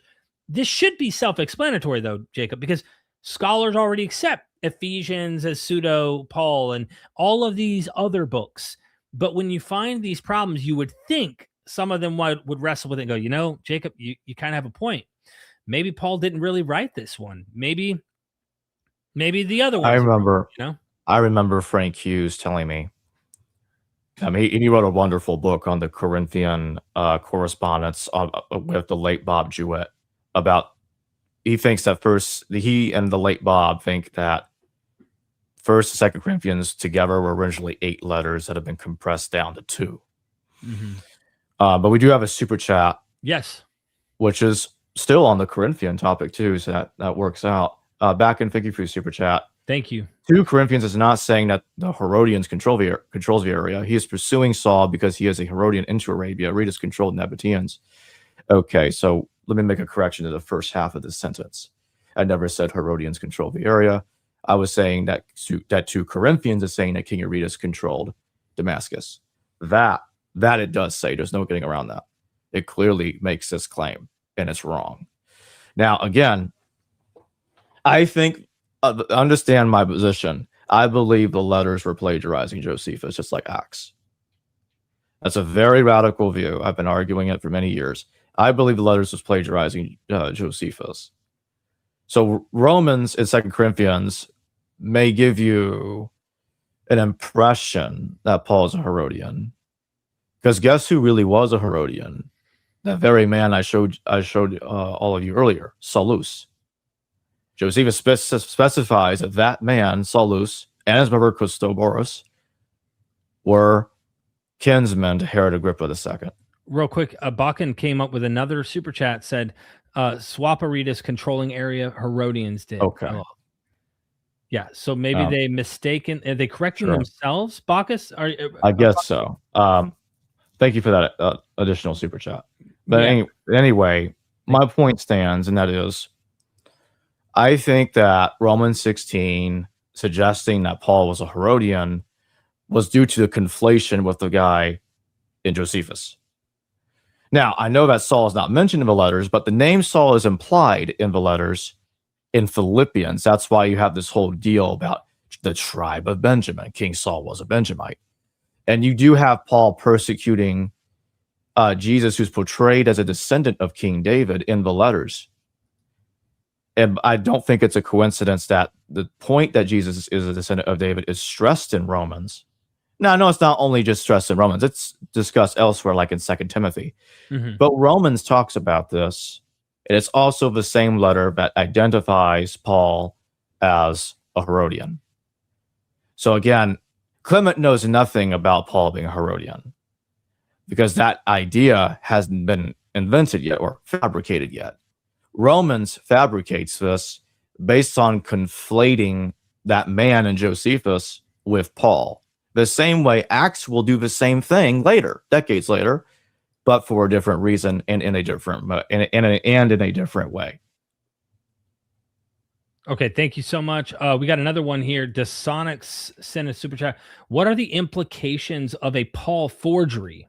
Well, if you mean if what I think you mean by that question is correct, that the implications of the whole thing being a total forgery, it means we can know very little about the historical Paul beyond what Clement says.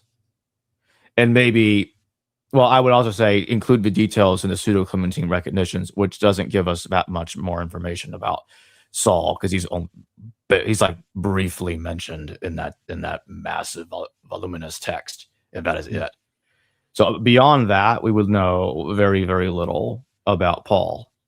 And I do think that Paul was a letter writer, since Clement does tell us that he wrote a letter that has material that shows up in 1 Corinthians, but he doesn't quote much of it. In fact, he doesn't really quote it. It's more to do with he describes part of it, and that's it. So I do think Paul wrote something that was significantly expanded upon in the canonical text, but we can only get a glimpse of it from First Clement, and that's it. And that's the other thing that's my gripe with the idea that First Clement is a later forgery. So this is a point where I disagree with Nina Livesey and others, that and also Bob Price, that I don't think First Clement is a later creation. I think it is genuine. I think it was written in the 90s CE, because it is so ignorant. It is unmistakably ignorant of the New Testament. It does not know that Paul wrote a 13-letter collection. You can check the Greek. He does not know about Paul being killed by Romans. He does not know about the Gospels. It is such an empty text. I have a hard time conceptualizing somebody forging. At this point, it wouldn't just be a forgery. If the whole thing was created from whole cloth, that's not just a forgery, it's worse. It's a fabrication.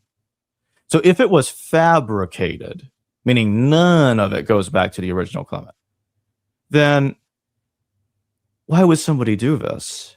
Why would somebody create a letter post-New Testament, because that's what I would have to believe if this is a fabrication and Clement did not write it, while surgically, with extreme precision, choose elements that are very primitive, create a story that would conflict with the beliefs of other Christians, that, oh, he was killed by envious men, and then not talk about Paul's vision. Yeah, that's the problem, because First Clement doesn't know anything about Paul's vision. He just totally ignores that, really. So Clement is so shockingly ignorant that's why I have such a problem with putting that later. Now, some that do want everything regarding Paul to be fake, fabricated, out of thin air. Yeah, I would even call the certain position I would refer to as Marcion supremacy. What do I mean by Marcion supremacy? It's the idea that literally everything and absolutely everything began with Marcion, which that position is so extreme. I don't even think other Marcion priority scholars would even agree with that. But there's a few people out there that hold that position, that everything before Marcion is fake. Okay, so if we're going to go with Marcion as the Big Bang of all of Christianity, literally, they do have an agenda to put First Clement later. Big time. Because, okay, First Clement would be a big conflict with the idea that Marcion's the Big Bang. And so they do have a reason to put First Clement after Marcion, which some do. But again, for the same reasons I had mentioned before, I disagree with this. Just to add my comments on the question, as much as I understand it in one sentence here, the implications for having a Paul forgery would be like having a very important cultic figure in whatever movement you imagine. They're no longer around, but you found a letter that was written by them, and it was their teaching or something they believed or held to that they believed was true. There's power in crafting stories that can shift and change and give you authority in wherever you currently are within the movement. So if you're someone, let's say later in the 1st century, early 2nd century, and you want something to support what you believe, and you have the head honcho back here, you claim wrote this letter, you can actually gain power and more authority by having Paul, which is really you, whoever the person is, saying something to support what you want. So yeah, you could use it for several different reasons, but mostly a power grab and competition with other Christians, I think, played a huge role early on with Paul and the various other apostolic claims. Thank you to Sonic for the super chat. We got Grizzly Knuckle in the house with a super sticker. Thank you so much for that super sticker. Really appreciate that, Grizzly. Thank you. Thank you so much. Bakken is back again. Thank you, Bakken. Hiding the Herodian element is what Acts does. It puts Aretas as king on purpose to excuse his explosion as a separate matter from heritage of Saul. Oh, I got a lot to say about this. So thank you for your super chat, first of all. Second of all, Acts does not talk about King Aretas. We get this from 2 Corinthians.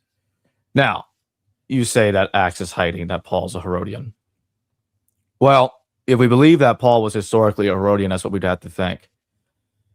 As I've admitted before, and I'll say it again, I used to think like this. Why do I not think like this now? Well, here's the problem.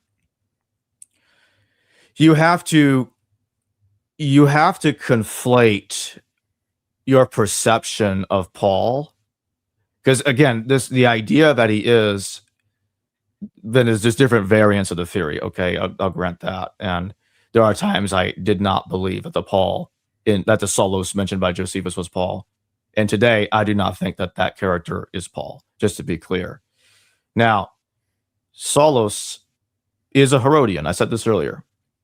Okay, Josephus makes that very clear. It's not up for debate.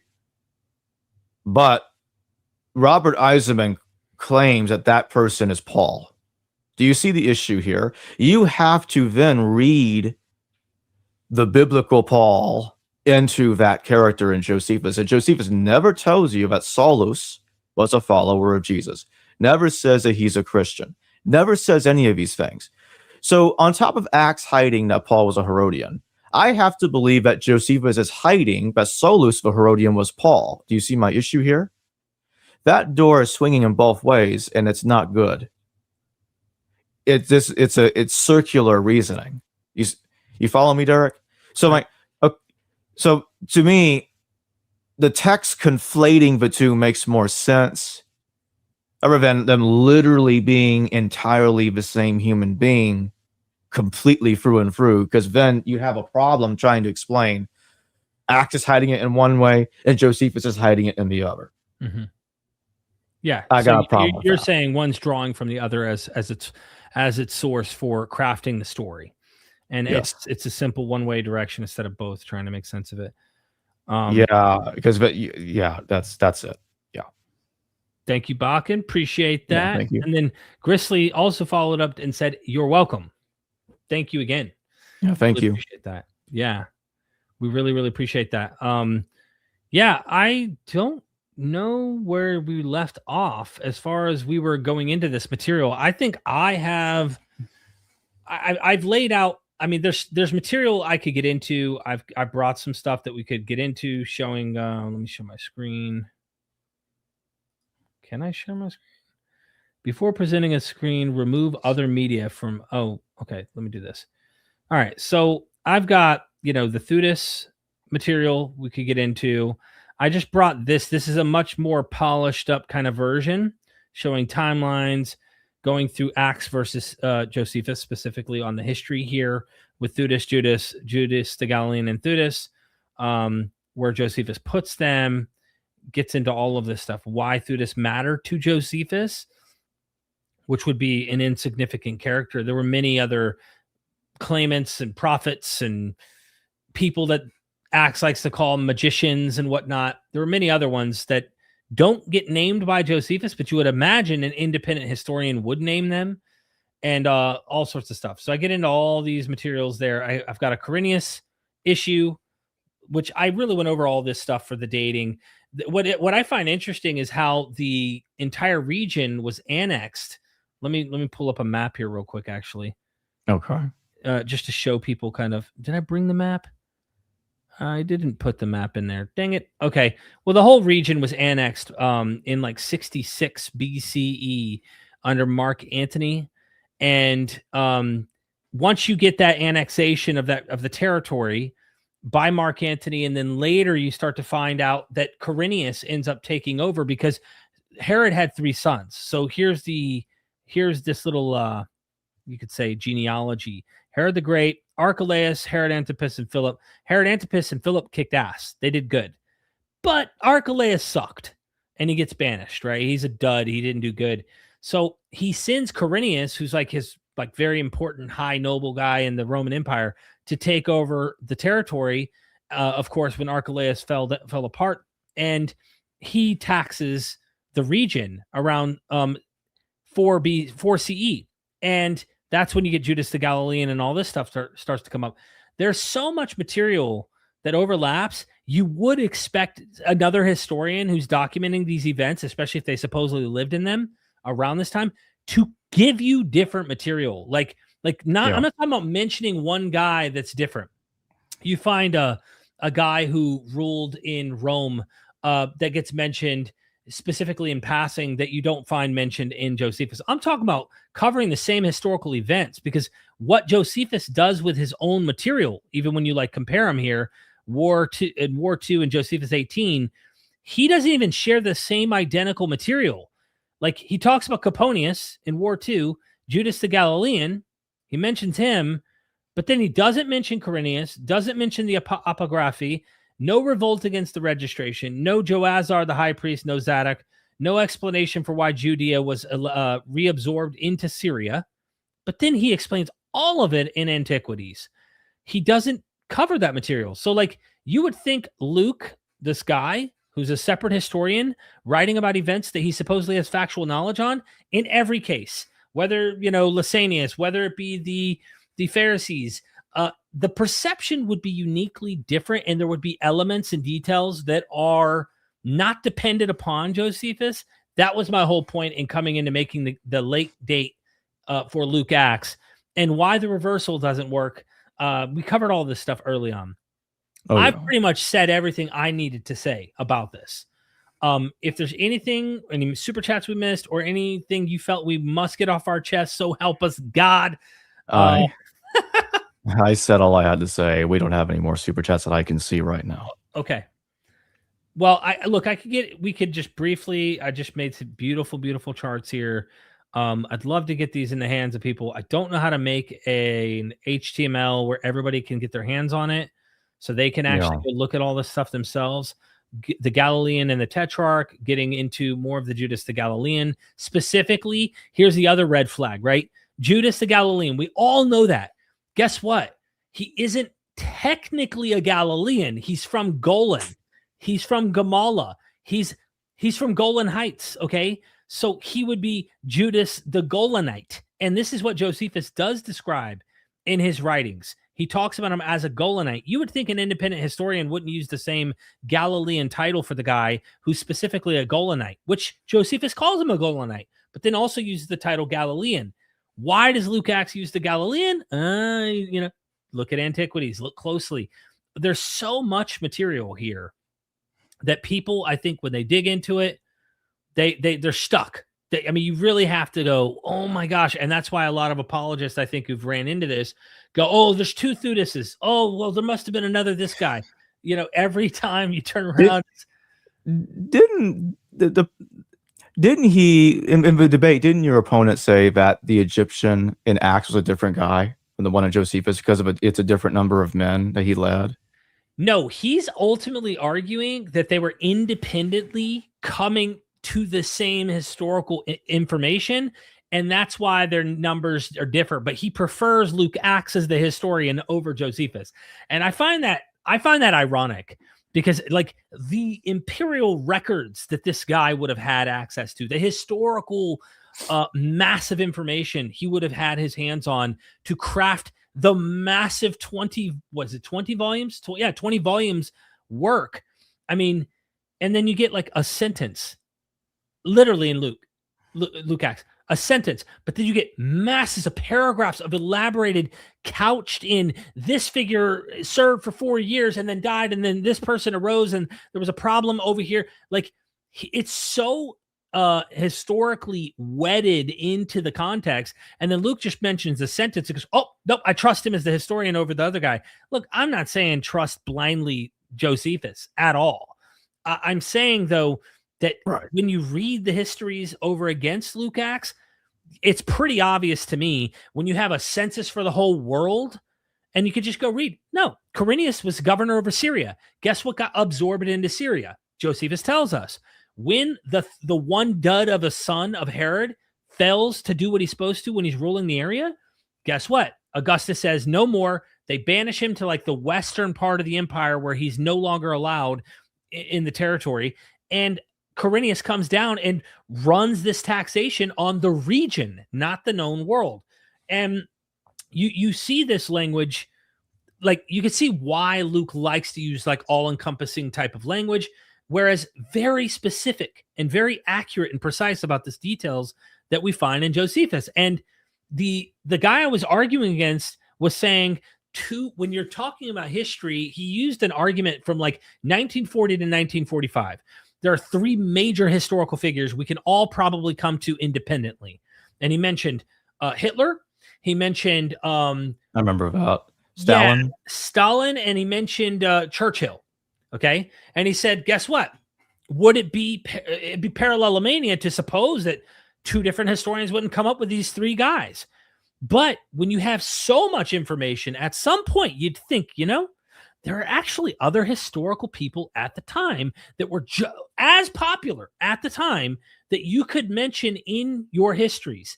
Why is it the identical same characters, same features, and even the mistakes they make look so obvious why they made it? You would imagine an independent historian who's doing research. They aren't the only 3 guys on planet Earth. And yeah, they might be mentioned, but you would imagine more elaboration on other figures. You don't get that. That's a red flag. So he was trying to make an independent thing, but then the other move he tried to make, which was really odd, because when you go read every single commentary on the planet, the mention of the Egyptian, you got this Roman who has him and he's arrested, and he's saying, hey, can I talk to you? And he speaks to him in Greek. Paul says, hey, in fact, let me pull it up. I've got it right here. The Tribune. Here we go. Let's show you this, because this is a red flag, man. This is a red flag. The Tribune's impossible questions, Acts 21. Robyn Tribune asked Paul whether he is the Egyptian who led 4,000 Sicarii into the desert. That figure never existed, but 3 things that did exist sit one after another on the same page of Josephus. Paul on the Antonia stairs. Here's what he has to say. And let me try to crop it in if I can. I wonder if there's a way to make it bigger so you can actually see those words better. Using my wife's laptop. I'm waiting on my new computer to get in, man. I'm sorry. I can't crop in. Anyway, is it all right if I speak to you, Paul says.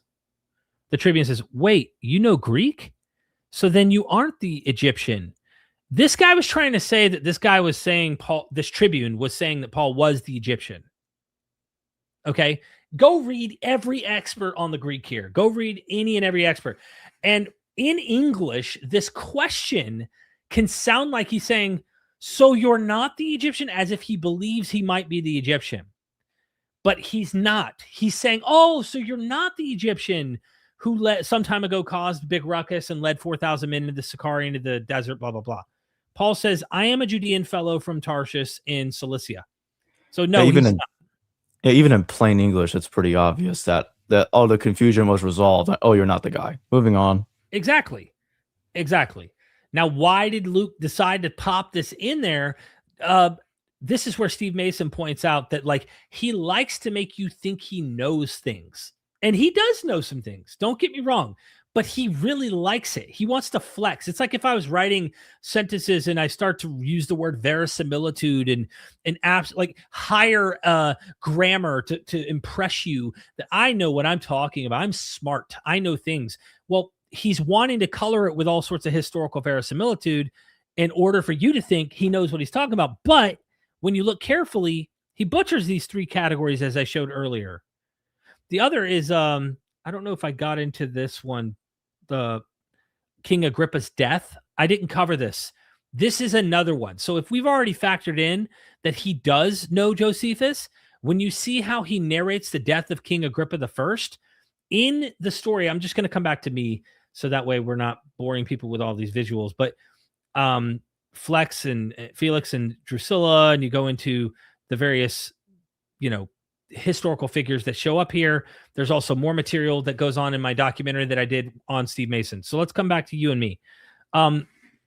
In Josephus, Agrippa I is around some slave, someone who's imprisoned.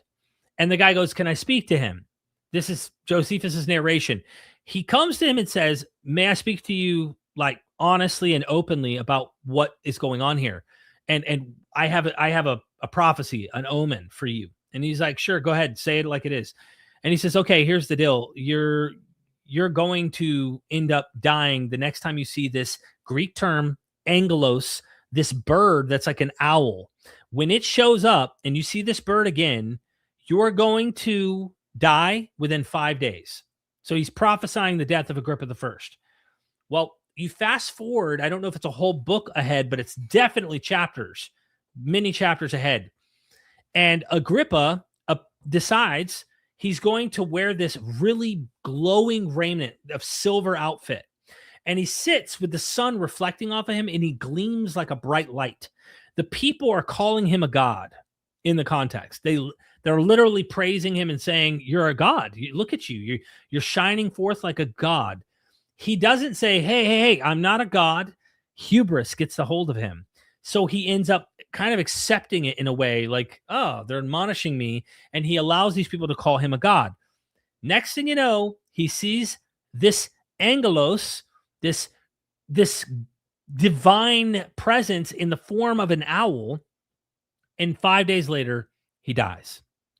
In the book of Acts, guess what we see? We don't get the whole detail. We don't get all the context you get Josephus gets. It imitates, but it also differs in one way. When he sees this angelos, he then dies that same hour by worms. So Luke Acts changes what's going on in Agrippa I's death, and then you can get into Felix and you can get into Drusilla. All of these characters show up in Josephus, and it's significant that these characters are popping up because this author wants you to know, oh, he knows things. But our guy also played a role with these big names that he thinks are important in Josephus.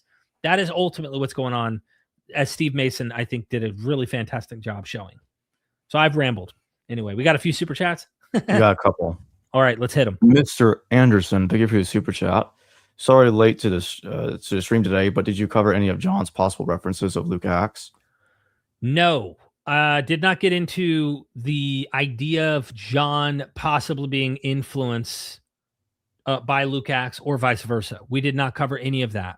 We didn't think, it wasn't necessary for my case because I was specifically dealing with Josephus, but that is an interesting thing to get into is like, is John referencing Luke Acts? Some think that Luke Acts would be referencing John. I don't know. There's a few people that do date Luke Acts later than John, but I think most people think John's the last. Nicole, thank you for your super chat. Nothing much to say. Just wanted to send some support. Thanks for all your great work. Well, thank you. Thank you so much, Nicole. I want more people to take serious Steve Mason. And obviously critical scholarship. Go check it out for yourself. I really think that when you dive in and you absorb it, it becomes more obvious that this is not independent. And it's definitely not, there's no reason to posit a common source. No reason, Agreed. Especially when you don't have one and nobody's reconstructed it. So, and even if they attempted philologically, they would run into something that looks like Josephus. And isn't it ironic that Josephus himself doesn't imitate his earlier works 15 years ago when he's willing to change his own material? That's a huge red flag to me that real historians who are writing history don't write the same things, even when they're writing their own works. Josephus doesn't even sound like Josephus in many of the things he's accounting. Why does Luke have to look so close to Josephus? Because he's borrowing from Josephus.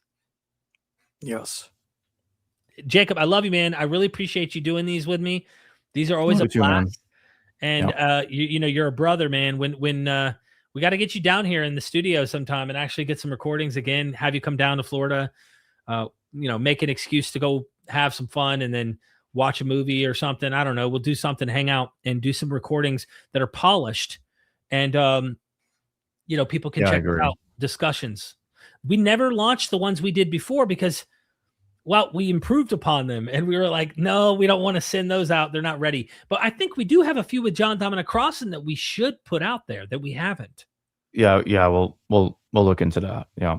Okay. He lives 40 minutes from me, 30, 45 minutes from me. So if you come, we'll schedule a day that works where he can try and pop up too, and we can do it again. Sounds good. Awesome. Well, thank you, everybody. I hope they like the video, share the video, drop a comment, make some noise. Yeah. Yep. Any last words from you, bro? No. Thank you for having me on. Thank you. All right. Let's do it again. Absolutely. Peace. Thank you, everybody, for the super chats. We really appreciate it. Yeah. Thank you all. Bye-bye. Bye. Son, do you want to know what the truth is? After this, there's no turning back. You take the blue pill and you wake up in your bed and believe whatever you want to.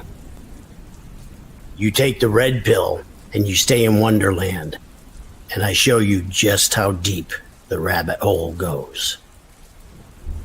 Remember, all I'm offering is the truth, nothing more.